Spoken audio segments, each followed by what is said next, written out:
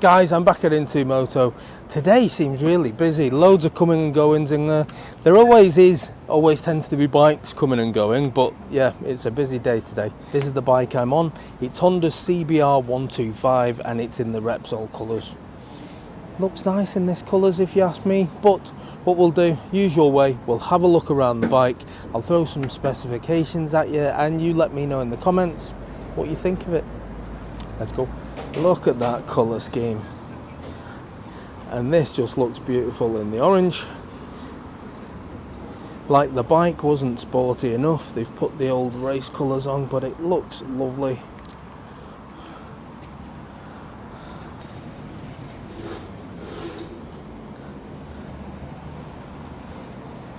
So it's got the Black Widow exhaust. We'll see how that sounds when we start it up. Decent spec brakes, as you'd expect from one of the big brands that is Honda. You've got Nissan front calipers, and same again, Nissan's on the rear. Currently on the side stand, there is no centre stand for it. Again, brilliant for chain maintenance, so it's a pain you haven't got it. They just look a bit cumbersome, don't they? I think when you see them on sports bikes, they just don't look right. So I can see why it's not got one.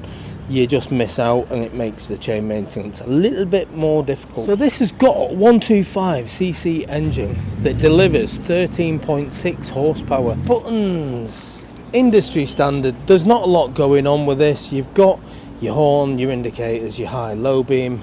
There's nothing around that side, no flash button. This side, you've got your engine start.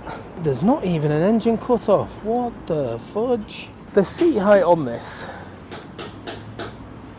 I think it's more suited for a shorter rider. So it's got a 795mm seat height. I'm flat foot perfectly on this.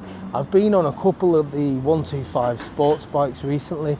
So the Yamaha, the Kawasaki, the GSXR, the KTM.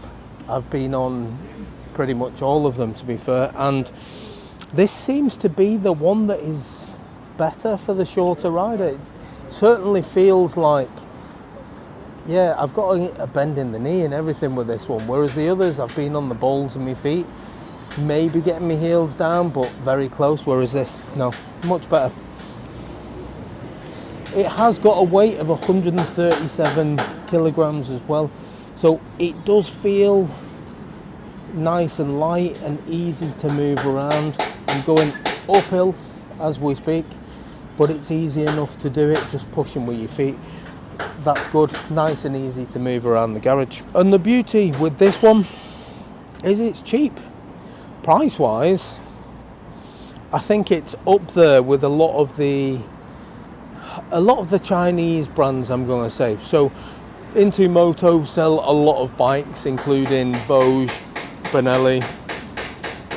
They've got some noisy guys in the garage as well. But they sell a lot of those bikes, those types of bikes, and they're around the same price as this.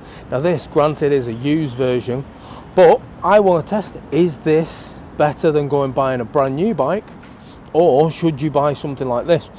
Because I've got to say, hands down, this looks awesome.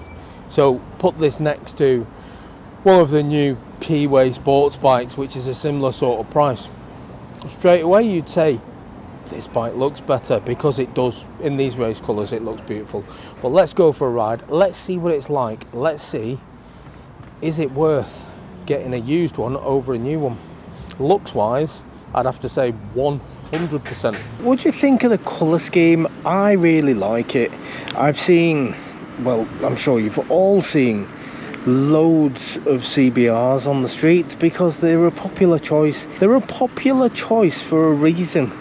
They are, I believe, great bikes. Everybody raves about them. Honda reliability, all of that stuff. Now, this is obviously a cheap one. It's a used one. It looks nice. You can see a couple of little marks on it. You can see a bit of a mark on the paint there. But it's an older bike. This is on a 2017 plate. What's that, 7 years old? Looks clean. There's a few little age-related marks, but nothing that would put me off aesthetically. I think it looks like a nice bike. What I want to do on this bike today is You guessed it, I've got to do a speed test. If I'm on a sports bike, I've got to see what it's like. It's got 8,689 miles on the clock, so that's not a lot. If you think this bike is 7 years old, about 1,000 and something miles a year, so it's not particularly high as far as miles go. And it started from cold very easily. I do like that exhaust now. Do you know, I really like it. I've been on a couple of sports bikes or naked sports bikes that have had exhaust upgrades done, and they've made them a bit too loud and a bit too obnoxious. This doesn't sound loud on idle. It's just got a nice little quiet thump to it. But then going through the gears, yeah, it's just got a nice rumble. I like that. That's a really nice subtle exhaust upgrade. But I like it. It's subtle enough that it's not obnoxious for the neighbours, so I like that. I think this is actually one of the cheapest sports type bikes that they've got in the showroom at the minute. There is quite a few bikes. I'll try and get them all out together at some point so you can see them all. We'll see if this would be the one I would pick if I had a choice between all of them.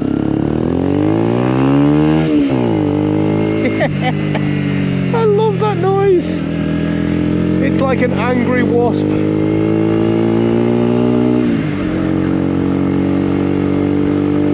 It goes through the gears so nice. It does. It's really silky smooth when it comes to the gear changes.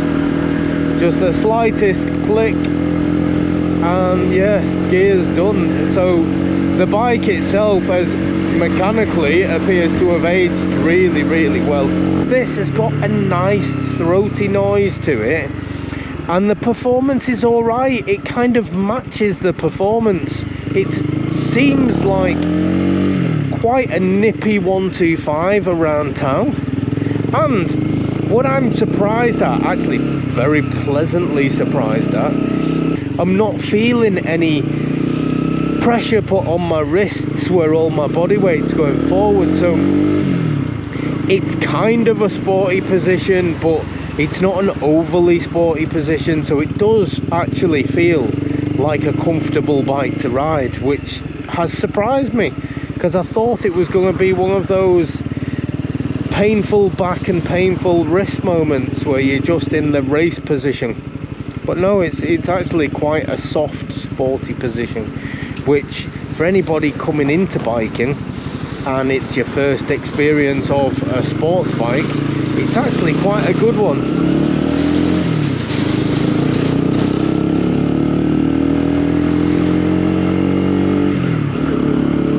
Now I am heading to my usual and favourite place to do a speed test, so I can keep it consistent. There's quite a few things I like on this bike, so I can't say one thing I like. So another thing I like, the mirrors. Now they look like old style mirrors. They look like car mirrors. They don't look too dissimilar in shape to the cars in front of me, but I like that. I don't think a mirror needs to be fancy styled and kind of diamond cut or put into some kind of weird and wonderful shape. Don't think you need to, because it needs to be practical. You need to see behind you. That it's a safety thing, and they're just a nice size. You can see everything you need to behind you. They're not vibrating. Yeah, they're good. I'm getting really fond of this bike. To go round the bends with it is really pleasant. It just glides around the bends, and I don't feel a need to thrash it through every gear either. It's kind of just a nice relaxing ride, which is not what I expected with this at all. No, this has surpassed expectations so far. Righty ho then.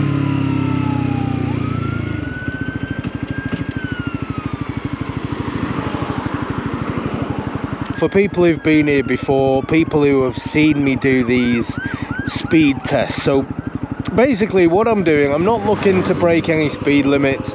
I'm looking at how fast these bikes accelerate from 0 to 60, because that's the legal limit on this road, and to compare a couple of bikes. 125 wise, I've never had a 125 get to 60 mile an hour before I get to the white building down there, so that's kind of where the bend gets a little bit sharper.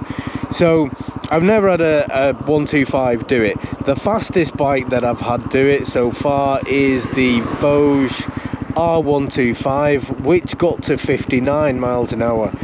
So 59 miles an hour has been my fastest. The second fastest has been Yamaha's MT125, which got to 58. And then I've got a variety of other performing 125s that I've tried that have been anywhere between kind of 54 to 56. So yeah, there's two at the minute that have stood out as being better than the rest. So we're going to see what this is like. Now, in theory, a sports bike should be faster than those two fast bikes that I've mentioned. So I've got high hope for it that we're going to get to 60 mile an hour before I get to the end of this part of the road. So we shall see. It's going to be a close call, this one. I'd like to think it's going to get close to it, and I'm going to get myself tucked in and hope that helps, because it has got the protection and everything on it. But we'll see. As soon as I get a gap in traffic, I'm going to go for it. And just so you all know about my test and where I start, there's no cheating involved. Every bike gets a first shot. There's no different run up or anything. I always start here. If you look down there, that is a grid. So I always start with the front wheel just in front of the grid, and then I power off pretty much as the back wheel is finished going over the grid. So I'm not going to just start spinning. But yeah, I am ready to go.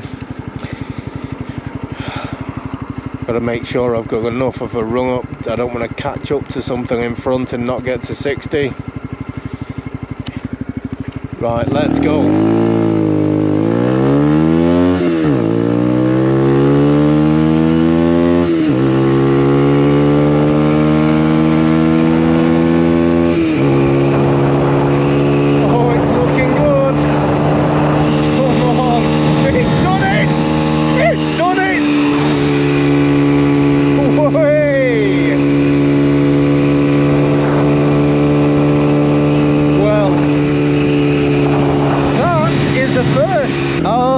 It's a momentous day.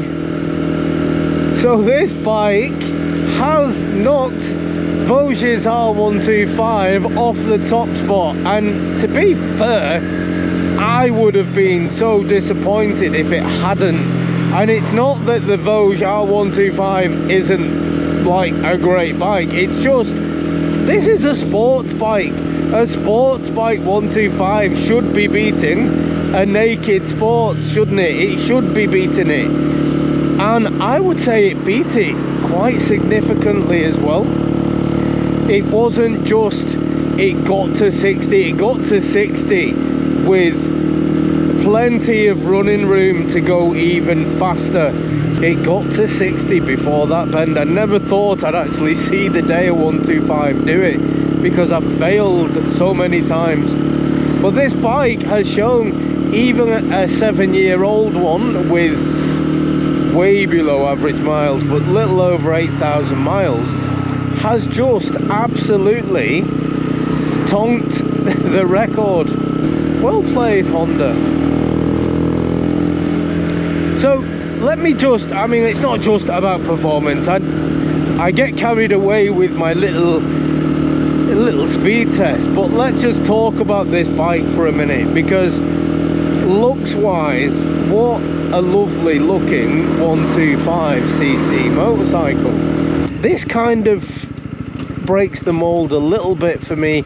Like suppose a lot of 125 sporty bikes do, because they're not as brutal as the big boys. They're not as brutal as even the 600s or the 400s. You don't lean over the tank anywhere near as much, so you're not putting the weight onto your wrists like you would do normally. So yeah, comfort wise, this surprisingly is a really comfortable bike. And I say surprisingly because you just don't generally get comfortable sports bikes. So yeah, I'm impressed. Very, very impressed. I was impressed by the looks. I've been impressed by how it goes through its gears. Really comfortable. I'm impressed with the comfort, and I really like how it glides around the bends as well. It does kind of glide around like it's on some bigger tyres. Just glides beautifully. Wow. Today's been a bit of a shock.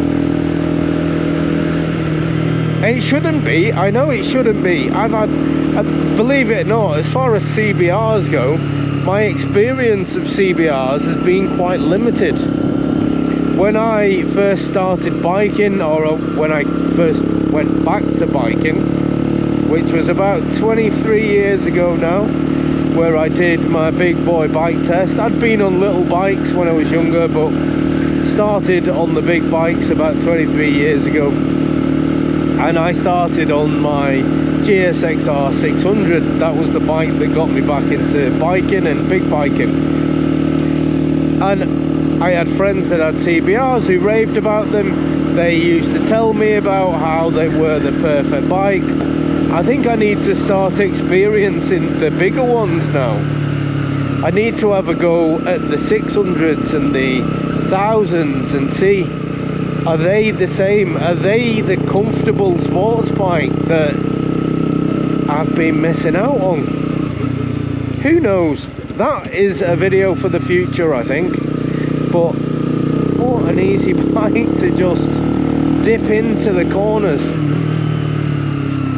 Really, really an impressive tool, this.